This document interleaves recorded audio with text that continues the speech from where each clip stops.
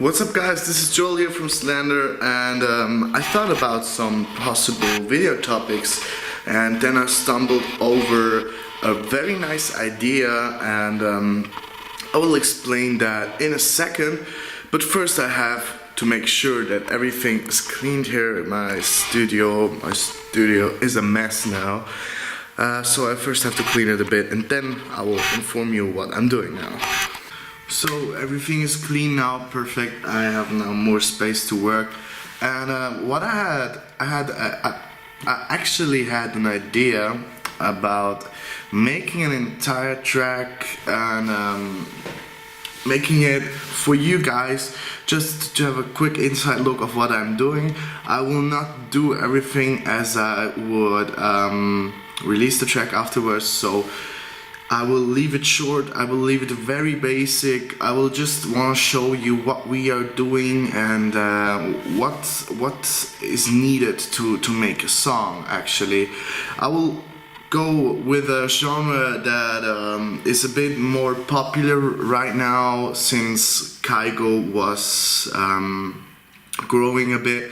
I will go for tropical influenced house style kind of music. Yeah, you will see the end result then, but I will just start right now. So without further ado, let's dive straight into Logic and let's go with this cool project. So we're right now inside of Logic X. I'm sorry I recorded it before, but I failed actually. I set the tempo to 110 BPM, which is the normal tempo of this kind of music. This is the tempo actually. And I made a chord progression which consists of all those notes, but I can just break it down. This is what it sounds like now.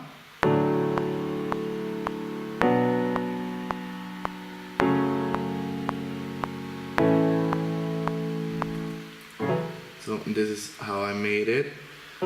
I made a chord progression that looks like that. We have our D major scale, our B minor scale, D major chord, B minor chord, and our F sharp minor chord, our A major chord. But when I would leave it like that, it would sound a bit, yeah, weird. Because we're taking a huge step from the D2 to the B2. This will be a very huge step. So what I have done is I inverted the chord. So this is a chord inversion, just an octave up on the D.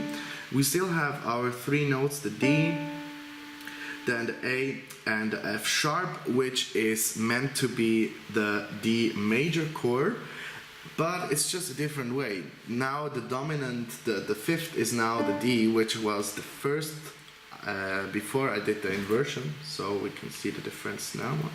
Now it's the first, now it's the fifth. So, but that's how I did that, and now it sounded a bit boring. So I wanted to have everything an octave down, as well as the fifth note also an octave down. And if you do that with all of your bass notes, and with your fifth notes, with your fifths, then you will end up getting a very, very large sound, a very full sounding chord. As you can see, really grabs the attention. Let's put that off.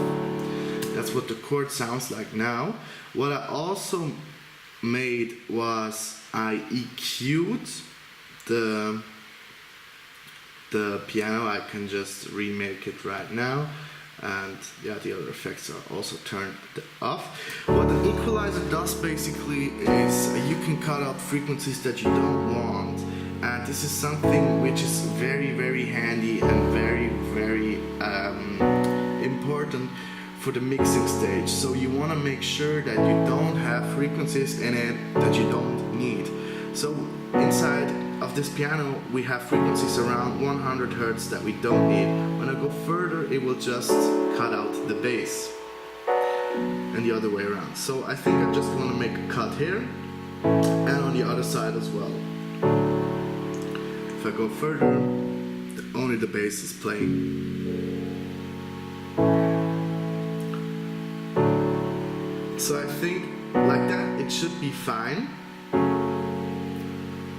Then what I also added was a reverb, which is basically like an echo, but with a very low mix. It's like 20%, it's even too much now, with a very small short plate reverb. Let's put the depth on 100% and maybe the high cut a bit higher. So, and it just adds a bit of that air. Very subtle difference, but it makes a difference. And when we go to our third component, the OTT, which I put on here, you can clearly hear the difference. It's getting louder, it's getting clearer. When I put the reverb off, it's getting more, the bass notes are more coming through. When I put the reverb on, the bass notes are a bit more in the background, but the high end is coming through. This is what I wanted for my piano. So this is basically the piano. To the arrangement that I've made, I am always using those markers that you see over here just to stay organized. I think it's really messy. It's really hard to make a track when you are not organized in your track itself. So this is the reason why I'm doing this. So what we're going to do is we're going to duplicate this and duplicate this and duplicate this, and we're going to make sure that it's on the right position. So the verse, we're starting here. We are doing the intro for the DJ, we're doing afterwards, because the intro of a track and the breakdown afterwards is usually, or not, no, the breakdown don't, but the intro of the track is usually just a drop with less elements in there, just that the DJ can mix it properly. And of course we're going to name that piano, and we're done. So what I'm doing now is I add some layers, such as a bass, which I'm going to do right now. And this is the basic, we're working just with this chord progression that we just made. So if we have the chord progression here, Logic has a very nice tip. We are going to mark all those. I'm going to functions, MIDI transform, and no, it was not here. I was here, edit, then lowest notes. And now Logic will automatically highlight your lowest notes. You can just Command exit, put all the other notes away, paste it, and there you go, your bass notes. So let's call that bass, and let's make another channel for the sub bass. What are those elements doing? Well, this is just for arrangement purposes, that I don't have to do it afterwards.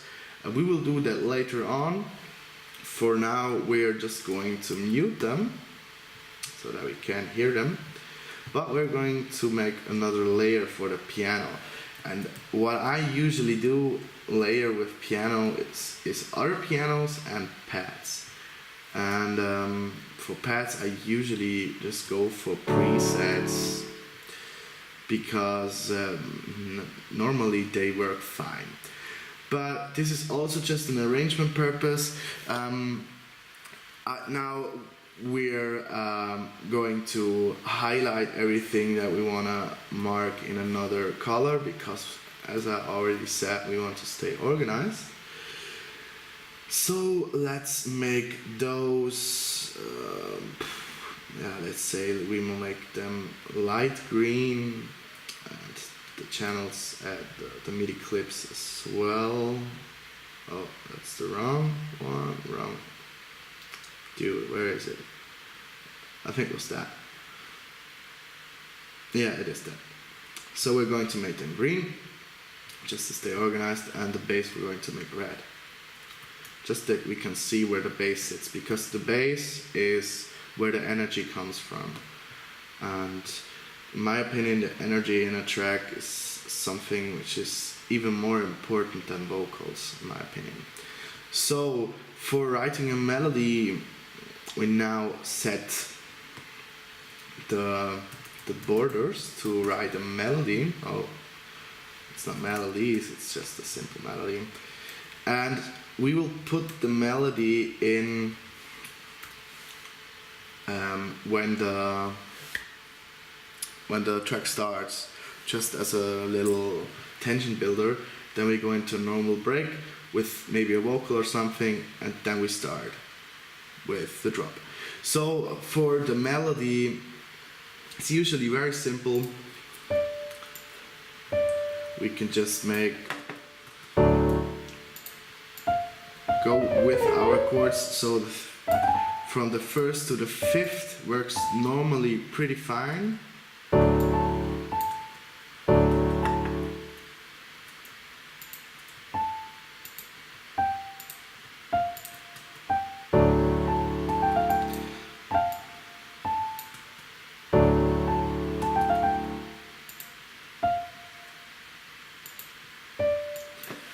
So let's see what that sounds like when we put the swing on it, because this will change the sound a lot.